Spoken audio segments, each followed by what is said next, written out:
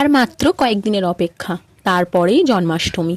এই জন্মাষ্টমী নিয়ে বিভিন্ন কাহিনী আছে। পৌরাণিক কাহিনী মতে কংসের বোন দেবকীর অষ্টম সন্তানের হাতে নিজের বিনাশের দৈববাণী শুনে সে সর্বদাই আতঙ্কে থাকত। ফলে সে তার বোনের গর্ভে সদ্য ভূমিষ্ঠ প্রতিটি সন্তানকে নৃশংসভাবে হত্যা করত। তবে গর্ভস্থানান্তরিত করায় রোহিণীর গর্ভে জন্ম নেয় দেবকীর সপ্তম সন্তান বলরাম। সবশেষে অধর্মের বিনাশ ঘটাতে জন্ম হয় কৃষ্ণের। তবে তার প্রাণ রক্ষার্থে ভগবান বিষ্ণুর নির্দেশ অনুসারে বাসুদেব কৃষ্ণপক্ষের সেই দুর্বার প্রলয়ের রাতে সদ্য ভূমিষ্ঠ সন্তানকে মা যশোদার কাছে রেখে আসেন। পাশাপাশি মা যশোদার কন্যাকে নিয়ে আসেন। এদিকে দেবকীর অষ্টম গর্ভের সন্তানের ভূমিষ্ঠ হওয়ার সংবাদ পেয়ে কংস ছুটে আসেন কারাগারে। তারপর যখনই সেই কন্যা সন্তানকে আছাড় মারার উদ্দেশ্যে ঊর্ধ্বে তুলে ধরলেন, তখনই সেই কন্যা মহাশূন্যে ভাসতে ভাসতে বললেন, কংস, তোমারে বধিবে যে গোকুলে বাড়ি ছেসে। এই কন্যা সন্তান ছিলেন স্বয়ং দেবী যোগমায়া।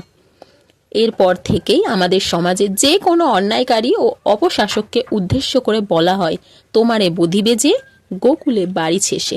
এটা আমাদের দেশের একটি জনপ্রিয় প্রবচন। তোমাদের আমার গল্পটি কেমন লাগলো সেটা অবশ্যই কমেন্টে জানিও।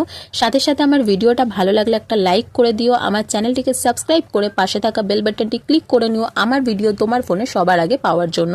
চলো আজকের মতো টাটা। জয় শ্রীকৃষ্ণ।